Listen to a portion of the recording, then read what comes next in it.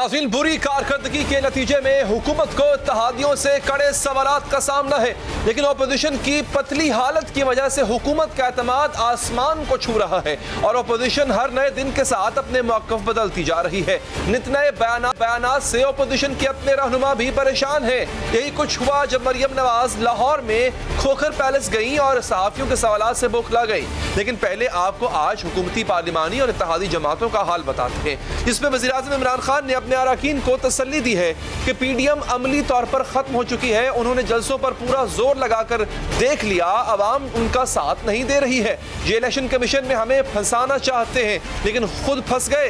अब आप बेफिक्र रहें, अपोजिशन अब हमारे लिए कोई मसला नहीं है। लेकिन सूरत हाल इतनी भी खुशकुन नहीं कि पीटीआई को अभी भी चैलेंजेस का सामना है।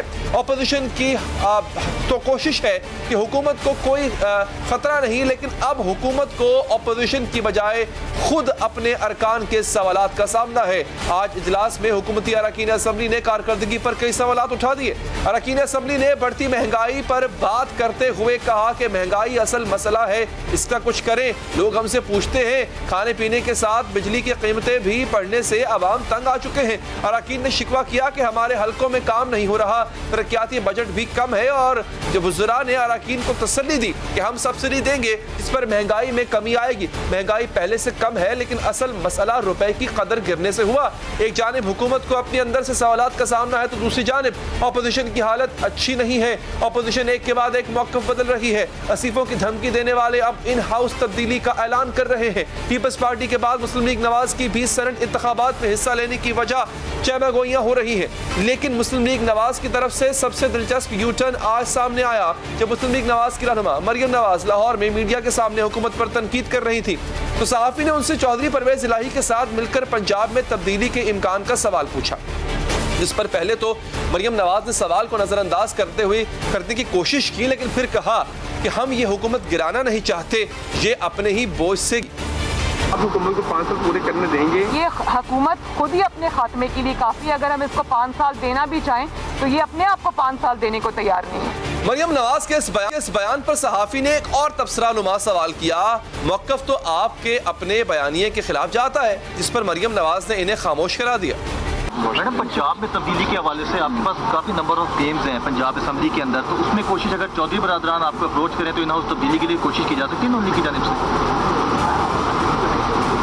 और एक चीज़ और, नून लीग पंजाब में कोशिश क्यों नहीं करती इन हाउस तब्दीली के हवाले से? क्या कारकर्दगी, उसका बोझ भी इन्हीं को उठा के अवाम में जाना पड़ेगा। नून लीग इनको राह फरार इख्तियार नहीं करने। ये तो नया बयानिया आ गया, जो पीटीएम का बयानिया था, जो लॉन्ग मार्च पे आप कह रहे हैं। नहीं, मैं इन हाउस चेंज की बात कर रही हूँ। मैं इन हाउस चेंज की बात कर रही हूँ। पंजाब में जब इन्होंने बात की, अब इसके ऊपर शरारत ना करना। मरियम नवाज का ये मुतज़ाद बयान हैरान कुन है। अपोजिशन के दोहरे मयार का सबूत है, क्योंकि वफाक में मुस्लिम लीग नून हर कीमत पर हुकूमत गिराना चाहती है, जिसके लिए पहले तहरीक चलाई गई, फिर असीफों की तकरार की गई और अब हुकूमत गिराने के लिए तहरीक अदम एतमाद की ऑप्शन का जिक्र किया जा रहा है। सड़कों में निकलेंगे, खुद ही चेंज आएगी। आप निकालेंगे या लोग खुद निकलेंगे? हम ना भी निकाले, लोग निकलेंगे। हुकूमत नाकाम हो जाए तो हर हरबा इस्तेमाल करना पड़ता है, और हम करेंगे इंशाअल्लाह ताला। ये अब ज्यादा देर चलने वाली नहीं है। अब ये हुकूमत इंशाअल्लाह ताला आखिरी धक्के के बाद जाने वाली। जो आपने अवाम के वोट के ऊपर डाका डाल के हुकूमत बनाई थी, उस हुकूमत के जाने के दिन करीब आ चुके हैं। अगर थोड़ा और माजी में जाएं तो जिस वफाकी हुकूमत को गिराने के लिए अपोजिशन पर हद फलांगना चाहती है, इसके लिए भी वही मौक़िफ़ रखती है जिसका इजहार आज पंजाब हुकूमत के लिए किया गया।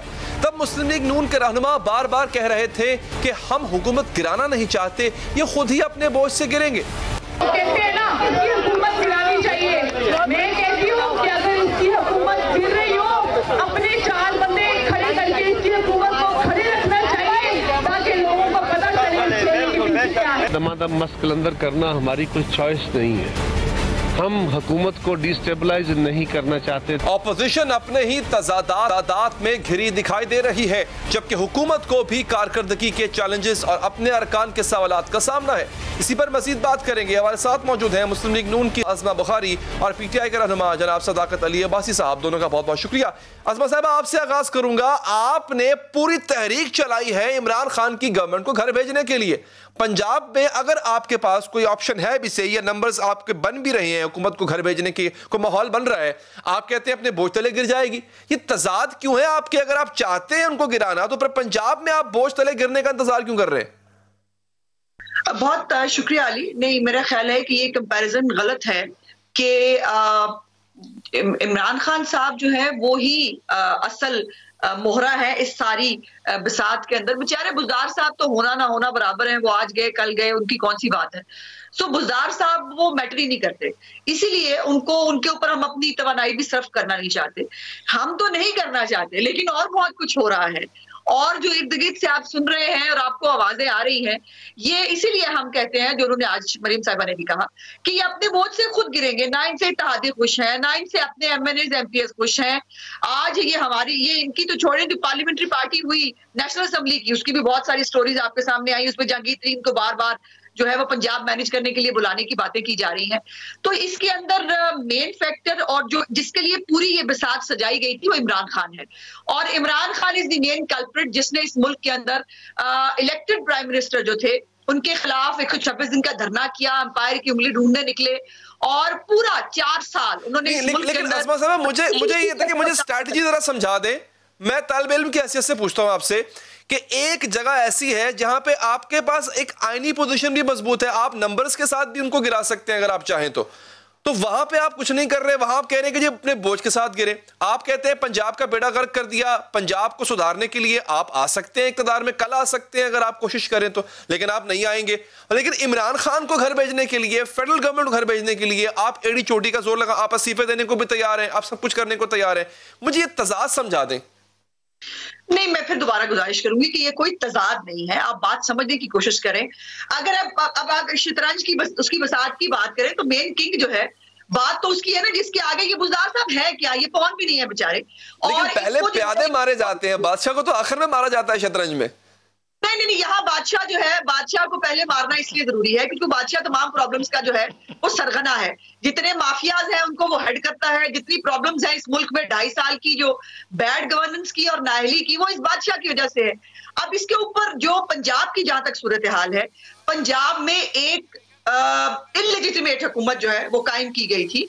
हमारी 9 सीटें ज्यादा थी इलेक्शन की रात को, लेकिन जबरदस्ती पंजाब की हुकूमत बनवाई गई। जहांगीर तरीन का जहाज चला, जो आजाद उम्मीदवार थे उनको फोन करके कहा गया कि बनीगाला जाना है, मॉडल टाउन जाने की कोई कोशिश ना करे। तो ये तो वैसे ही इलेजिटिमेट गवर्नमेंट है, और इस इलेजिटिमेट गवर्नमेंट को ऊपर जो शेल्टर देके बैठा है उसको आपने जो बात की अज़मा साहबा, जरा सदाकत साहब से उस पर उनका मौक़िफ़ ले लेते हैं। ठीक है सदाकत साहब, आज तो इत्तेहादी भी आपके, खैर आज की नहीं बल्कि अस्से से काफी वो मतलब बरहम है आप पे, और इत्तेहादी की नाराजगी भी आपको साहब को, इत्तेहादी कहते हैं महंगाई बढ़ गई, इत्तेहादी कहते हैं मामलात कंट्रोल से बाहर जा रहे हैं, बिजली की कीमतें बढ़ गई हैं। अच्छा, इमरान खान साहब ने कहा अपोजिशन से आपको कोई खतरा नहीं है, तो सर फिर मैं ख्याल है आपको इत्तेहादियों से खतरा है, क्योंकि असल तो शिकायत वो कर रहे हैं आपसे। इत्तेहादियों की बात सुन लें। अली, पहली तो बात है ऑपोजिशन, कौन सी ऑपोजिशन? ये तो वो हैं जो हमें रोज धमकी देते हैं, रोज गोल पोस्ट चेंज करते हैं। पहले इन्होंने कहा कि जी हम 13 दिसंबर को RO पार कर देंगे, कौम को यकीन हो गया कि शायद कुछ करेंगे, कुछ नहीं हुआ। फिर इन्होंने के 2 बंदों ने इस्तीफे दिए, मरियम साहबा ने कहा मेरे शेरों इस्तीफे जाके मुंह पे मार के आना। वो दोनों जो है वो MNA जाके स्पीकर के गोडों में पड़ गए, भाई माफ करो, वो मरियम साहबा ऐसे ही कहती हैं, हमने इस्तीफे नहीं दिए। फिर उन्होंने कहा सुन लो सारे, 30 दिसंबर को इमरान खान साहब जा रहे हैं, वो नहीं। फिर उन्होंने कहा हम सिंध असेंबली तोड़ेंगे, हम इस्तीफा देंगे, हम सेनेट का इलेक्शन नहीं करेंगे, हम ज़िमनी इलेक्शन नहीं करेंगे। ये सारी बातों में ये बार बार एक पॉइंट से पिट चुके हैं, तो अब इनको कोई सीरियस नहीं लेता। ये इधर अदम एतमाद, सर आपकी नजर में ऑपोजिशन की अहमियत अगर नहीं है तो कम से कम इत्तेहादियों की तो बात सुन लें। इत्तेहादी भी वही बात कर रहे हैं जो ऑपोजिशन कह रही है। जी जी, ना इनका आपस में एक दूसरे पे एतबार है। मौलाना कुछ और कह रहे हैं, बिलावल कुछ और कह रहे हैं, मरियम कुछ और कह रही है। छोड़े ना, बस मेरे सवाल का जवाब है, वक्त आपके पास भी कम है, आपको भी फिर चले जाने कौम को पता है वक्त कम है। सर मेरा सवाल ये था कि अपना मेरा सवाल सुने सर, आज मैं ये कर रहा हूं कि आपकी नजर में ऑपोजिशन की कोई अहमियत नहीं होगी, मान लिया, लेकिन जो बात ऑपोजिशन कर रही है वही बात आपके इत्तेहादी अब कर रहे हैं, तो इत्तेहादियों की बात ही सुन लें। अली, मैं आज उस मीटिंग में मौजूद था जहां पे हमारी पार्लिमानी पार्टी का इजलास हुआ। जब पार्लिमानी पार्टियों का इजलास होते हैं, लोग खुल के अपने इश्यूज डिस्कस करते हैं, अपने जो उनके कंसर्न्स होते हैं हल्कों के डिस्कस करते हैं। फिर लीडरशिप का काम है उनको मुतमईन करना। आप उस मीटिंग के बाद देखें, सब कुछ बड़ा पुरअमन और पुरसुकून तरीके से कंक्लूड हुआ, और जो चीजें लोगों को समझ नहीं आई थी समझाएंगी। सर, डांगे सोटे तो कोई भी नहीं मानता, करनी तो बात ही होती है, मगर बात तो वही कही है ना इत्तेहादियों ने जो अपोजिशन ने की है। मुझे बताएं ना, हुकूमत को आप कह रहे हैं ऑपोजिशन से कोई खतरा नहीं है, तो वो कौन सी हमारा इत्तेहादी है जो इस वक्त इनकी डूबती कश्ती में जाएगा, हमारी एक चढ़ते हुए सूरज को छोड़ के। तो बहरहाल एक इशू था हमारे यहाँ महंगाई का, जो इनका 20 अरब डॉलर का खसारा, उस खसारे की वजह से डिवैल्यूएशन, और डिवैल्यूएशन की वजह से महंगाई हुई, खसारा भी खत्म, डिवैल्यूएशन भी खत्म और महंगाई खत्म हो रही है। तो और तो कौम ने बड़ी दुआओं से इमरान खान को लेके आए। महंगाई खत्म हो रही है सर, आपके इदारे नुकसान में जा रहे हैं। चले, आप फारिग हैं जी। अज़मा बुखारी साहिबा, आपसे कोई खतरा नहीं है, ये उसमें आप ही का कसूर है। आपके अपने जो पीडीएम के बाकी इत्तेहादी जैसे पीपल्स पार्टी को ही ले लें, वो कभी कुछ कहती है कभी कुछ कहती है, तो ये नैया तो आपके अपने ने डुबोई है आपकी। देखिए, इनको ये मेरा मुफ्त मशवरा है कि हमारी तरफ इतनी मेहनत करने की बजाय जरा अपनी सफ़ें देख लें, अपने जो मामलात है ना वो देख लें। पंजाब के अंदर जो है वो अलहदा फॉरवर्ड ब्लॉक इनके बनने की, जिसमें हमारा कोई लेना देना नहीं, हम इस गंद में हाथ नहीं डालना चाहते, और वो अलहदा से मामलात हैं। परवेज लाई साहब की अलहदा से ही मामलात हैं, वो रोज चार्जशीट कर रहे हैं इनकी हुकूमत को। तो हमारी फिक्र छोड़े भाई, आप अपनी फिक्र करें, अपने नंबर पूरे करें, पहली बात। दूसरी बात यह है कि सदाकत अब्बासी साहब, मैं आपको चैलेंज करती हूँ, अपने किसी मरी के चौक में खड़े होके ना आम आवाम के सामने कहें कि महंगाई कम हो रही है, आपको जवाब वहां पर एट द स्पॉट ना मिले तो बताइएगा। क्या आपने मजाक बनाया इस मुल्क को? पागल समझते हैं आप आवाम को? आवाम का जीना दोबर किया हुआ है आपने, और आप यहाँ पे आके बैठ के बड़ा कहते हैं महंगाई हो रही है। बिजली की आपने कीमत में 2 रुपए यूनिट बढ़ा दिया, बिजली महंगाई कम हो रही है। आपने इस मुल्क के अंदर कोई सब्जी, मुझे ये बताइए, सब्जी का खसारे से क्या ताल्लुक है? ये बड़ी बड़ी टर्म्स नहीं समझ में आती है आम आदमी को। आम आदमी को ये समझ में आता है कि आटा उनको 35 वो आपका कसूर है ना, आपने इकोनॉमी ऐसे हालत में छोड़ी है, ये वो कहते हैं अज़मा साहिबा जी। वो ये कहते हैं कि आपका कसूर है, आपने इकोनॉमी इस हालत में छोड़ी थी, इस हालत में हवाले क्यों किया आपने? बिल्कुल सारे कसूर हमारे हैं कि इन जैसी जो सौगातें हैं वो हमारे ऊपर, हमारे गुनाहों की सजा है। बिल्कुल हम इसको एक्सेप्ट कर रहे हैं, हमारे कोई गुनाह होंगे जिनकी सजा इन हुक्मरानों की शक्ल में मिली है। इमरान खान साहब ने कहा था, मैं पंजाब की अगर बात करूं, आपको याद होगा, उन्होंने कहा था जिस दिन मैं ओथ लूंगा, बाहर जो है वो क्रेन खड़ी होगी, गवर्नर हाउस की दीवारें गिरा देंगे। हमारे गवर्नर साहब सुबह रोज ब्रेकफास्ट फरमाते हैं झील में बैठ के कश्ती के अंदर, और वो जो इनके गुजरा है वो आज आपने बात, हाँ मुझे याद आया, हमारी फिक्र बहुत कर रहे थे, आज शिबली फराज और शहबाज गिल के बीच में भी कुछ हुआ। भाई अपनी जूतों में दाल बट्टी देखो, हमारी फिक्र छोड़ दो, हमारी फिक्र करने के लिए हम काफी हैं। अपनी एक बात कहूं, देखिए बढ़ के तो पीडीएम ने भी बड़ी मारी हुई है। वो जो अभी जिक्र किया उन्होंने अब्बासी साहब ने कि 13 दिसंबर को आरिया पार हो जाएगा, फिर दमादम मस्कल अंदर हो जाएगा, फिर ये हो जाएगा, जनवरी में हुकूमत चली जाएगी। जनवरी चला गया, हुकूमत वहीं की वहीं खड़ी है। वो बढ़ के तो आपने भी बहुत मारी थी अज़मा साहिबा, पीडीएम ने बड़ी मारी थी, हुआ तो उनसे भी कुछ नहीं। देखिए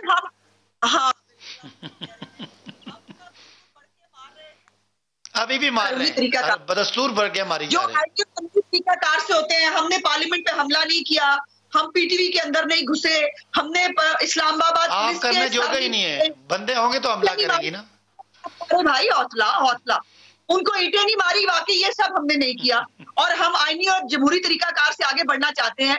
लेकिन अगर इनको ये तरीकाकार पसंद है जो उन्होंने खुद अपने लिए जो है वो बाकी कौम को दिखाया हुआ है, और अगर ये बहुत इंसिस्ट करते हैं, कल हमारे वजीर कानून ने फ्लोर ऑफ द हाउस हैदर, वजीर कानून ने खड़े होकर कहा कि खोखर पैलेस गिराया जा रहा था, आपने रोका क्यों नहीं?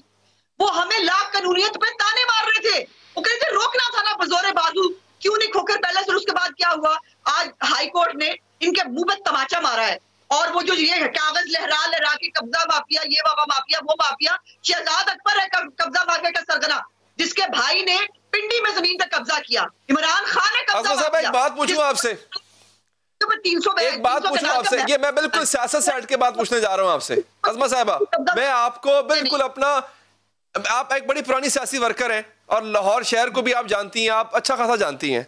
अपने अल्लाह को हाजिर नाजिर रख के, दिल पे हाथ रख के आपने मुझे बताना है, ये खोखर पैलेस और यहाँ के जो मालिकान हैं, क्या वो कब्जा माफिया नहीं है? ये मुझे आपने पंजाब का शहरी होने के नाते दिल पे हाथ रख के बताना है आपने। मैं दिल पे हाथ रख के बता सकती हूँ कि जो कागजात मैंने देखे हैं, ये उनकी विरासती जमीन है जो उनके वालिद साहब ने खरीदी थी और जिसका मुकम्मल तौर पर रिकॉर्ड मौजूद है। मेरे हाथ, दिल पे हाथ मैंने तो रख दिया, अदालत के दिल पे हाथ रखवा के वहां से ले आओ ना फैसला। अदालतें क्यों कह रही हैं कि ये जमीन उनकी है? अदालतें क्यों कह रही हैं? कब्जा माफिया मशहूर नहीं है अज़मा साहिबा? मैं तो अदालतें से जाके नहीं बैठी हुई, अदालतें कह रही हैं उनकी जमीन जो है वो जायज है। तो अब उसके बाद अगर आप खुद फैसला करना चाहते हैं, अदालतें फैसला किया करती है। मैं वजह शोहरत पूछ रहा हूँ आपकी से, मैं इस पे नहीं मैं वजह शोहरत पूछ रहा हूँ आपकी खोखर बरादरान से।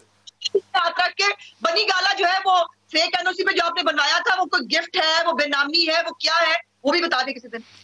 साकिब निसार को अच्छा चले ठीक है, आप अभी तक मेरे सवाल का मुझे जवाब नहीं मिला। अज़मा साहिबा बहुत बहुत शुक्रिया आपके वक्त का। भाई साहब आपने वक्त दिया, आपका भी बहुत बहुत शुक्रिया। नाज़रीन, पंजाब में कब्जा ग्रुप एक हकीकत है, इसकी सियासी पुष्टपनाही भी एक हकीकत है और मुस्लिम लीग नून के दौर में कब्जा ग्रुप का कल्चर परवान चढ़ा। कब्जा माफिया को छूट दी गई, धरने के साथ शहरियों की जायदादों को हड़प किया जाता रहा।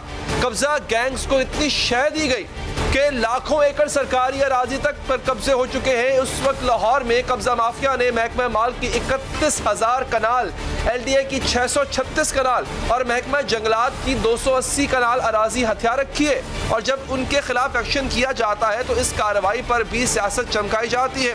सरकारी जमीनों पर काबिज अफराद के खिलाफ कार्रवाई पर सियासी इंतकाम का लेबल लगा दिया जाता है। कब्जे छुड़ाने के मामले पर मुस्लिम लीग नून और पंजाब हुकूमत में एक जंग छिड़ चुकी है। हुकूमत जिनको लाहौर का कब्जा किंग समझती है, जिसके खिलाफ कार्रवाई कर रही है और मजीद कार्रवाई करना चाहती है, मुस्लिम लीग नून उन अफराद के साथ खड़ी हो गई है। लंदन से नवाज शरीफ फोन करके इनके साथ हमदर्दी करते हैं, लीगी रहनुमा हुकूमती एक्शन के खिलाफ बयानबाजी करते हैं और आज मुस्लिम लीग नून की नायब सदर मरियम नवाज भी खुद चलकर उसी जगह गई, उस महल में गई जिसकी तामीर पर गैर कानूनी होने का इल्जाम है, जिसकी जमीन पर कब्जों के मुकदमात हैं। लाहौर में खोखर पैलेस में आकर मरियम नवाज ने खोखर बरादरान से इज़हार यकजहती भी किया और हुकूमत को कड़ी तनकीद का निशाना भी बनाया। मरियम नवाज का कहना था कि अफजल खोखर और सैफ अल मलूक खोखर को नवाज शरीफ के साथ खड़े होने की सजा दी जा रही है। हुकूमत ने अदालत के स्टे के बावजूद इनके घर गिराए। खोखर बरादरान मेरे दाएं बाएं खड़े हैं। मैं आज मियाँ साहब के कहने पर इनसे इजहार यकजहती के लिए आई हूँ। कोर्ट में इनका स्टे था, उस स्टे के बावजूद कौन है वो जिसने इंतकाम में अंधा होकर वो कोर्ट के ऑर्डर्स की धज्जियाँ उड़ाई? जो शख्स है जिसका नाम इमरान खान है, वो पर्सनली बैठ के इस सारे ऑपरेशन को मॉनिटर करता रहा है। मरियम नवाज जिस हुक्म इम्तना का हवाला दे रही हैं, वो हुक्म लाहौर की सिविल कोर्ट ने जारी किया था और गुज़िश्ता रोज सिविल कोर्ट के इसी हुक्म की बुनियाद पर लाहौर हाई कोर्ट ने भी इंतजामिया को मजीद तजावुजात गिराने से रोक दिया। Chief justice Lahore high court ने महल को बिल्डोज करने से मुतालिक DC की हिदायत को मुअत्तल कर दिया और साथ ही खोखर बरादरान को भी सिविल अदालत के फैसले तक गिराई गई प्रॉपर्टी की दोबारा तामीर से रोक दिया गया। इस कार्रवाई के खिलाफ लीगी रहनुमा अफजल खोखर ने हुकूमत को कड़ी तनकीद का निशाना बनाते हुए वज़ीर-ए-आज़म इमरान खान के खिलाफ भी जुबान इस्तेमाल की थी, जिस पर आज पंजाब हुकूमत की तर्जुमान फिरदौस आशिक आवान का भी इंतहाई सख्त रद्द अमल सामने आया है। जिस तरह से इमरान खान आपने मुजाहरा किया है, आज इस तरह की अपोजिशन हमने पहले कभी नहीं देखी। हमें सजा दी जाती है कि हम नवाज शरीफ के साथी हैं। ये तो हमारे मेहमान हैं, ये जो आए हुए हैं, इनका कोई कसूर नहीं, इनको भेजने वाला ना लाइके आजम उसका कसूर है। खोखर बरादरान आपकी औकात नहीं है क्या वज़ीर-ए-आज़म इमरान खान की तरफ उंगली उठाएं? वज़ीर-ए-आज़म एक इशारा करे, हुकूमत के किसी अहलकार की जरूरत नहीं है, उन्हें अपने जमात के अंदर मौजूद जानकार जो है उनके एक इशारे से आपकी जुबान गुत्ती से निकाल के बाहर फेंक देंगे। जमीन पर कब्जों के इल्जाम और ऑपरेशन पर हुकूमत और मुस्लिम लीग नून के दरमियान सियासी रस्साकशी शुरू हो चुकी है। हुकूमत मुस्लिम लीग नून पर कब्जा ग्रुपों की पुष्टपनाही का इल्जाम लगा रही है, जबकि मुस्लिम लीग नून ऑपरेशन को हुकूमत का जुल्म करार दे रहे हैं। मरियम नवाज खोखर बरादरान के खिलाफ कार्रवाई पर हुकूमत को जालिम कह रही है, लेकिन अगर हुकूमत जालिम है तो फिर शहरियों पर कब्जे करने वाले कौन?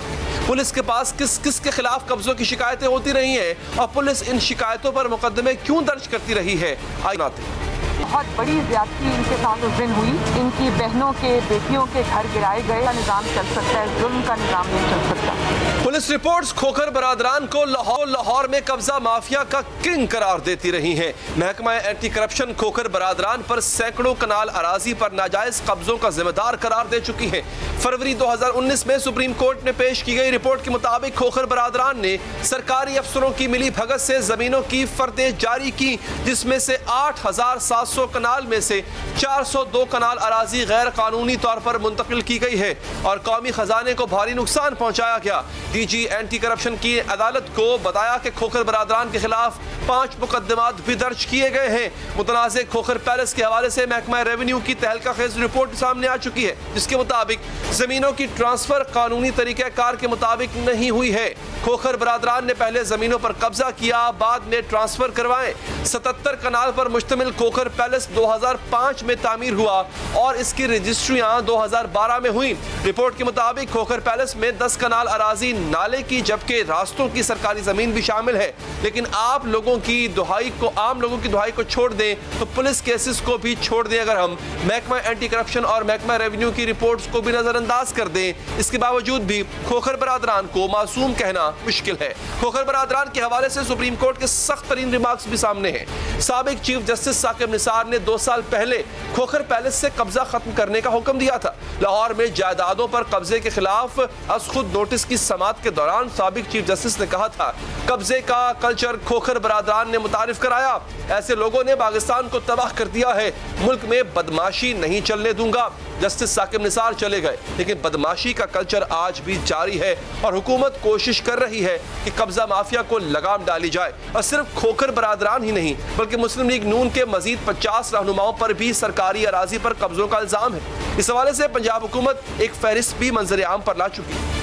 बदकिस्मती से जब आप इसकी प्रोबिंग करते हैं और एनालिसिस करते हैं तो हर सफा जो है उसके अंदर PMLN के किसी MPA, किसी MNA और किसी अहम ओहदेदार का नाम ही आता है। जब से ये पंजाब के अंदर मुख्तलिफ अदवार में हुकूमतों के मजे लूटते रहे हैं जी, वो शाही खानदान जो था वो अपने दरबारियों और एक वक्फा लेते हैं। वक्फे के बाद एक शोर मचा हुआ है, आपको बताएंगे। स्कूक बॉन्ड जारी कर दिए, पार्क गिरवी रख दिया, फला चीज गिरवी रख दी। क्या वाकई ही इसमें चीजों को गिरवी ही रखा जाता है? इसकी इस्लामी हैसियत क्या है, बताएंगे आपको वक्फे के बाद।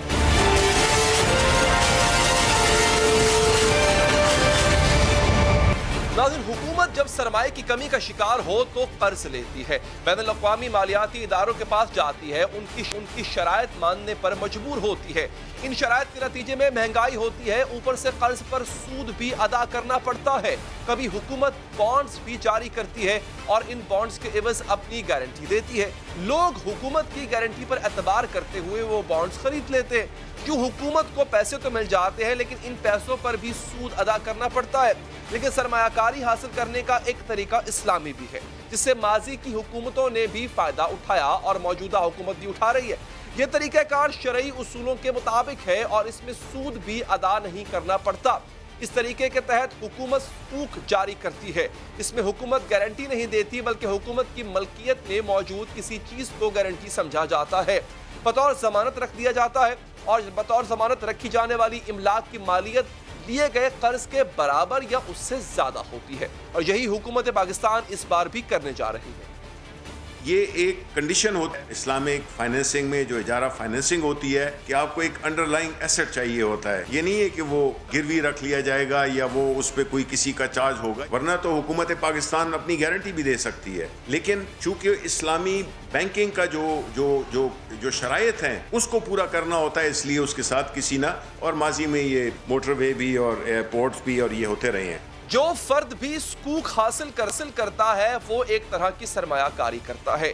हुकूमत इसकी दी गई रकम किसी मंसूबे में लगाती है और फिर इस मंसूबे से हासिल होने वाला नफा या नुकसान एक मखसूस मुद्दत के बाद सरमायाकार को लौटा देती है। इसी वजह से माहिरीन मईशत भी हुकूमत के इकदाम को मस्बत करार दे रहे हैं। बताया जा रहा है कि स्कूक के जरिए हासिल किए गए कर्जों का बोझ अवाम पर कम पड़ेगा। इस्लामी तरीक़ाकार के मुताबिक पैसे इकट्ठे करने के लिए हुकूमत ने F9 पार्क के एवज स्कूक जारी करने का फैसला किया।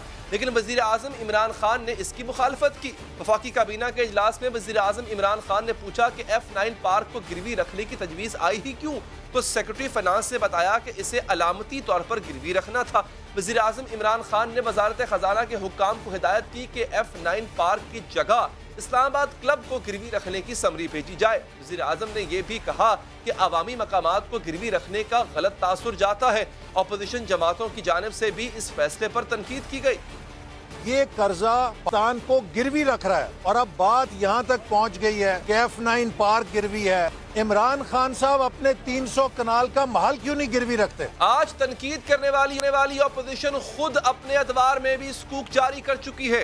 Lahore Islamabad motorway radio Pakistan secretariat के एक ब्लॉक के एवज भी कर्ज लिए गए थे। पीपल्स पार्टी ने अपने 5 साल दौर में 14 स्कूक जारी किए और 501 अरब रुपए इकट्ठे किए। नून लीग ने 2013 से 2018 तक स्कूक बॉन्ड से 435 अरब रुपए हासिल किए। अब अहम सवाल यह है कि जिस असासे के एवज स्कूक जारी किए जाते हैं, अगर हुकूमत वादे के मुताबिक पैसे वापस न करे तो क्या वो असासा जब्त कर लिया जाएगा?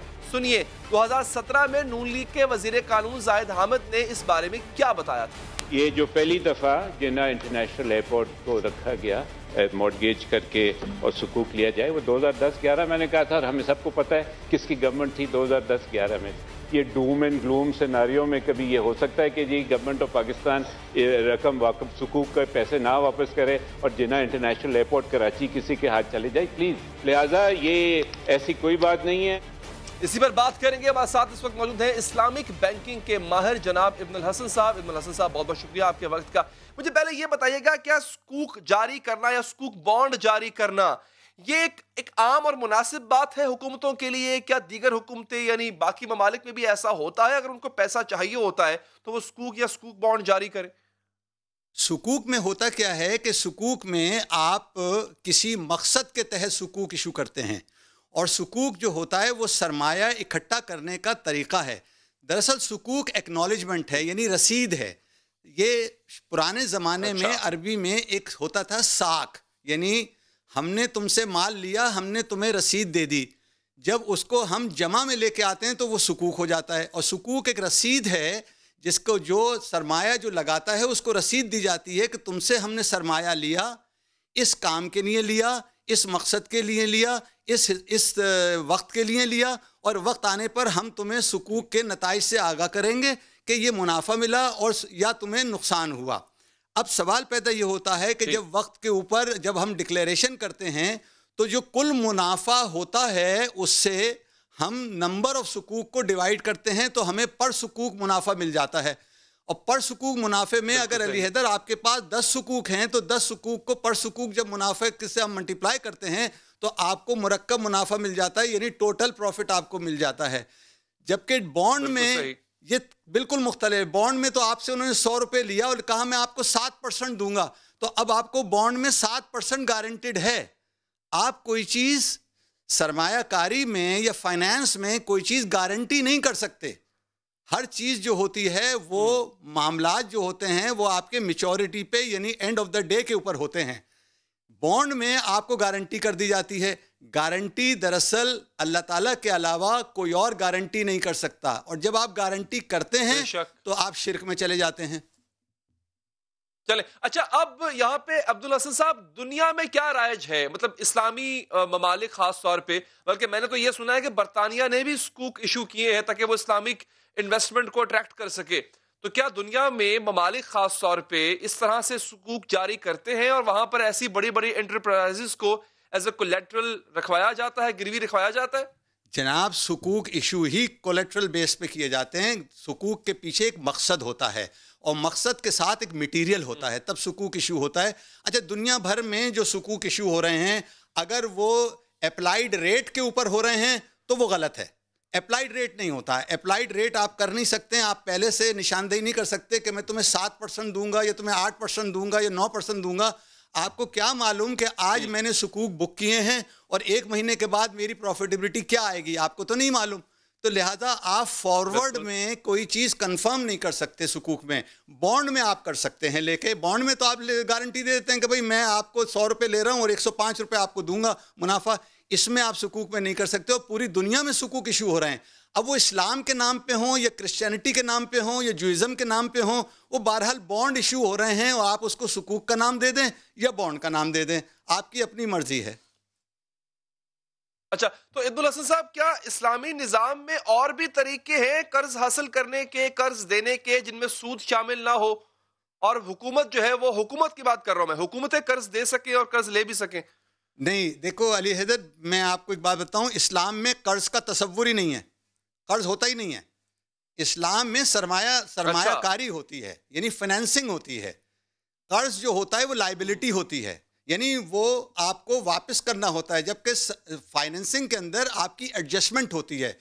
कर्ज में आपके ऊपर प्रिंसिपल अमाउंट के ऊपर रेट लगाया जाता है। सरमायाकारी में जो आपका मुनाफा आता है वो प्री एग्रीड रेशो के हिसाब से तकसीम किया जाता है। कर्ज का फार्मूला जो है मुनाफा निकालने का वो अलग है और सरमायाकारी का मुनाफा निकालने का तरीका अलग है। इस्लाम में 4 किस्म के तरीके हैं।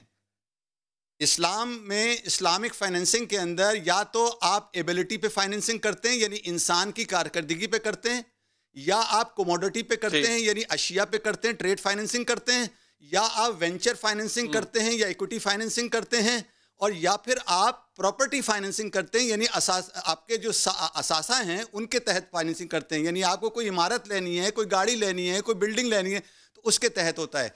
इसके अलावा 5वां कोई तरीका नहीं है इस्लाम में फाइनेंसिंग करने का, और इस्लाम में फाइनेंसिंग होती है। इस्लाम में कर्ज नहीं दिया था, कर्ज सिर्फ कर्ज हसना दिया जाता है। अब यहाँ पे इब्नुल हसन साहब, मैं एक हाइपोथेसिस डिस्कस करते हैं जो कि काफी हद तक रियलिटी के करीब भी है।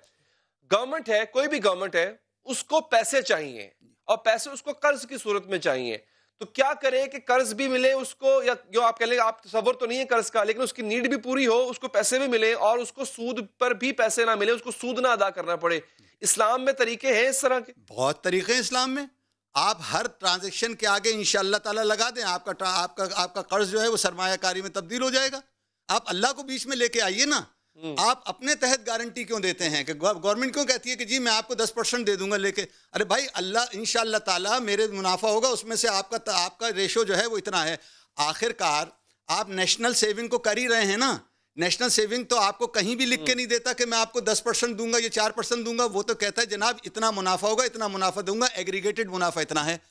तो आखिर आप जब परसेंटेज लगानी शुरू कर देते हैं और उसको गारंटी कर देते हैं, अब गवर्नमेंट बहुत सी चीज़ें कर सकती है। गवर्नमेंट तो भाई गवर्नमेंट है और पहला हक भी गवर्नमेंट का है। ये बता दूं अली हैदर, आपके और मेरे पैसे पे सबसे पहला हक जो है वो रियासत का हक है। रियासत आपसे पैसा मांग सकती है, रियासत आपके मकान को भी ले सकती है, रियासत आपकी दुकान को, मगर लेने का एक तरीका मुकर्रर है। ये नहीं है कि गासिब होके बैठ जाए।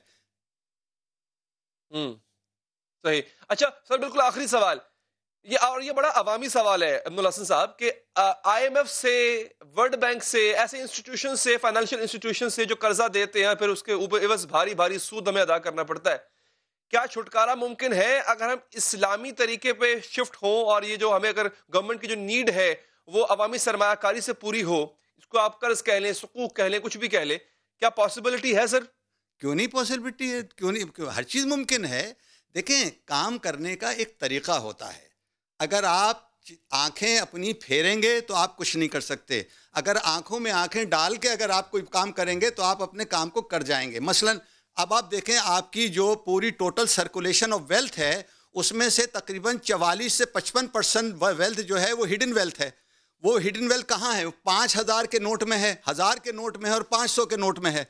आपको पैसा चाहिए ना, आपको पैसा मिल जाएगा। आप हाईएस्ट डिनोमिनेशन ऑफ नोट 100 रुपये कर दीजिए, आपकी डॉक्यूमेंटेड इकोनॉमी हो जाती है। जब डॉक्यूमेंटेड इकोनॉमी हो जाती है, आपके पास सरमाया जो है वो मार्केट में आ जाता है, सर्कुलेशन में सरमाया आता है, ऑटोमेटिकली इंडस्ट्री चलनी शुरू होती है, कॉस्ट ऑफ प्रोडक्शन कम हो जाती है। जब कॉस्ट ऑफ प्रोडक्शन कम होती है, प्राइसेस कम होती हैं। जब प्राइसेस कम होती है तो उसके बाद माल बिकना शुरू होता है। जब माल बिकना शुरू होता है तो इंडस्ट्री लगती है। जब इंडस्ट्री लगाई जाती है तो एम्प्लॉयमेंट जनरेट होती है। जब एम्प्लॉयमेंट जनरेट होती है तो क्राइम कम होता है। तो ये पूरा एक इस्लाम में पूरा एक तसलसल लगा हुआ है कि जब आप डॉक्यूमेंटेड इकोनॉमी में आएंगे और एक तरीका वाजे करेंगे कि इस मुल्क का जो सरमाया है ये पूरा इकोनॉमिक में आ रहा है, तो उसके हिसाब से आपकी इंडस्ट्री भी चलेगी और आपके यहाँ क्राइम भी कम होगा। अब यहाँ पर हर चीज़ एक, आपके पास तो मोबाइल 50,000 रुपये का है और मेरे पास 5 रुपये का भी नहीं है, तो लालच तो मेरे पास आएगा कि मैं आपका मोबाइल छीन लूँ लेके। तो उसी तरीके से क्राइम बढ़ते हैं जब आपके पास प्राइसेस हाई होती हैं और सरमाया सर्कुलेशन में होता नहीं है। बिल्कुल ठीक। अच्छा सर, तो वो तरीका मैं आपसे एक जाना, स्पेसिफिक तरीका, मैं दोबारा इसको रिफ्रेश करता हूँ। हुकूमत चाहती है कि जी IMF के पास ना जाया जाए, वर्ल्ड बैंक के पास ना जाया जाए, तो कोई तरीका आप सजेस्ट करेंगे जिससे हुकूमत पैसे इकट्ठे कर सके? जी बिल्कुल कर सकती है। हुकूमत अपने मंसूबे लेके आए और सुकूक इशू कर दे, फौरन सुकूक इशू कर दे। देखें, सुकूक तो 100 रुपए के भी इशू होते हैं और सुकूक 100 अरब रुपए के भी इशू होते हैं। यानी हुकूमत के पास एक ऐसा इंस्ट्रूमेंट मौजूद है कि हुकूमत चाहे तो कितने भी अमाउंट। अब्दुल हसन साहब, बहुत बहुत शुक्रिया आपके कीमती वक्त का। नाजरीन, एक वक्फा लेते हैं और वक्फे के बाद आपको बताएंगे कि इलॉन मस्क की दुनिया जो उसने ख्वाब देखा है वो दुनिया कैसी होगी।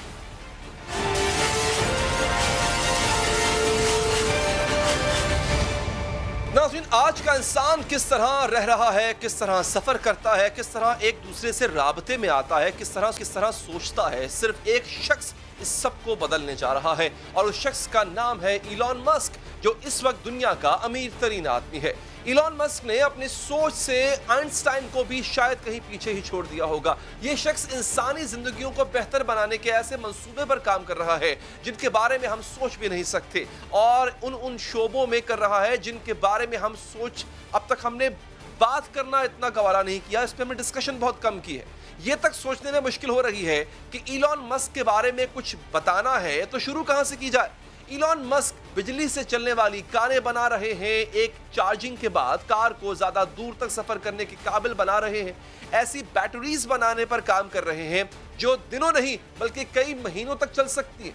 जमीन पर सफर की रफ्तार तेज बना रहे हैं, फजा में सफर की रफ्तार मजीद तेज बना रहे हैं, खलाई सफर को सस्ता बना रहे हैं और सबसे बढ़कर इंसान को मरीख पर ले जाकर बसाना चाहते हैं। इलॉन मस्क अपनी सोच को महदूद नहीं रखते और रास्ते में कोई मुश्किल आए तो इससे रुकते नहीं है बल्कि इसका भी हल निकाल लेते हैं और अजीबोगरीब हल निकाल लेते हैं। उन्होंने ट्रेन का सफर तेज रफ्तार बनाने के लिए जेरे जमीन एक ट्यूब बनाने का सोचा जिसमें से हवा निकालकर खला पैदा कर दिया जाता है और मकनातीसी कशिश से ट्रेन चलाई जाती है।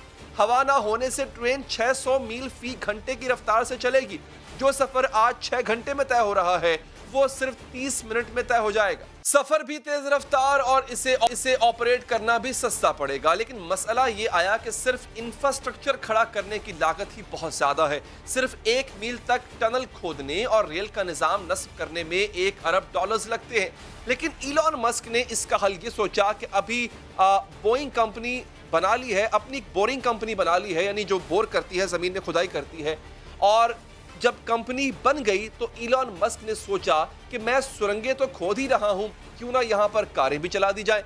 अब इलॉन मस्क शहरों के दरमियान कारों के सफर के लिए भी सुरंगें बनाएंगे। इससे भी हैरान कुन इलॉन मस्क की ये सोच है कि वो जमीन के अलावा किसी और सैयारे पर भी इंसानी आबादी बसाना चाहते हैं। वो कहते हैं कि किसी वजह से आलमी जंग छिड़ गई और जमीन पर इंसान उस जंग में काम आ गए तो नस्ल इंसानी की बका के लिए इसका किसी और सैयारे पर मौजूद होना भी जरूरी है। जब ये सोच इलॉन मस्क के जहन में आई तो उसने रॉकेट टेक्नोलॉजी के लिए नासा से राब्ता किया। इसे मालूम हुआ कि रॉकेट टेक्नोलॉजी तो बहुत ही ज्यादा महंगी है, तो इसने हल ये निकाला कि ऐसी रॉकेट टेक्नोलॉजी पर काम शुरू कर दिया जो बहुत सस्ती पड़े। अगर एक रॉकेट 100 दफा इस्तेमाल हो सके तो इस तमाम प्रोग्राम की लागत में बहुत ज्यादा कमी आ सकती है। इसी टेक्नोलॉजी को इलॉन मस्क फिजाई सफर में इस्तेमाल करने का भी सोच रहे हैं ताकि जमीन के एक हिस्से से दूसरे हिस्से तक जाने का फिजाई सफर भी बहुत तेजी से किया जा सके। और जब इंसान को मरीख पर बसाना हो तो वहां घर भी बनाना पड़ेंगे। इस काम को भी इलॉन मस्क की बोरिंग कंपनी की मदद से आसान बनाया जाएगा। इलॉन मस्क दुनिया के चप्पे चप्पे तक तेज और सस्ता इंटरनेट पहुंचाने के मंसूबे पर भी काम कर रहे हैं। इस काम के लिए उन्होंने स्टारलिंक नामी कंपनी बनाई हुई है जो जमीन के मदार में 30,000 तक सैयारे भेजना चाहती है, जिनकी मदद से तेज रफ्तार इंटरनेट दुनिया के हर फर्द की पहुंच में आ जाएगा, चाहे वो कहीं भी हो। नाज़रीन, इलॉन मस्क तवानाई की जरूरियात को सूरज से पूरा करने पर काम कर रहे हैं। सबसे पहले उन्होंने सस्ते सोलर पैनल्स बनाए, फिर सोलर रूफ टाइल्स मुतारिफ करवाई जिन्हें छतों पर टाइल्स की जगह नस्ब किया जा सकता है और इनकी वही कीमत पड़ती है जो आम सोलर पैनल की होती। और दूसरा बड़ा कारनामा इलॉन मस्क का ये है कि वो मस्नूई ज़हानत पर भी काम कर रहे हैं। मस्नूई ज़हानत नुकसानदेह न बन जाए इस पर भी काम हो रहा है। ओपन AI के नाम से एक नॉन प्रॉफिट कंपनी बना रखी है जो दुनिया भर में मस्नूई ज़हानत यानी आर्टिफिशियल इंटेलिजेंस पर होने वाले काम पर नजर रखे हुए है और देख रही है कि कहीं मस्नूई ज़हानत से बनी टेक्नोलॉजी इंसान के हाथ से ही ना निकल जाए। उन्होंने न्यूरलिंक नामी कंपनी बना रखी है जो मस्नूई ज़हानत और इंसानी ज़हानत का इम्तजाज है। न्यूरोलिंक एक कंप्यूटर चिप इंसानी जिस्म में दाखिल की जाएगी और इंसान जो सोचेगा इस चिप की मदद से वो हो भी जाएगा। यानी कोई सवाल जहन में पैदा हुआ तो गूगल पर जाकर टाइप नहीं करना पड़ेगा, बल्कि सवाल पैदा होगा, सवाल पैदा होते ही जहन इसका जवाब हासिल कर लेगा। इसके साथ साथ वो सेहत के शोबे में बहुत काम कर रहे हैं। ऐसी चिप्स इंट्रोड्यूस करवाने जा रहे हैं जिससे इंसानी जिस्म में दाखिल करते ही वो चिप बता देगी कि इसके जिस्म का कौन सा हिस्सा, इंसान के जिस्म का कौन सा हिस्सा खराब हो सकता है, आन है कि वो खराबी की तरफ बढ़ रहा है, ताकि उसका ख्याल बहुत पहले से रखा जा सके। इसके साथ ही नाज़रीन, हमारे प्रोग्राम का वक्त यहाँ पर खत्म हो जाता है। दीजिए इजाजत, अल्लाह ने के बाद।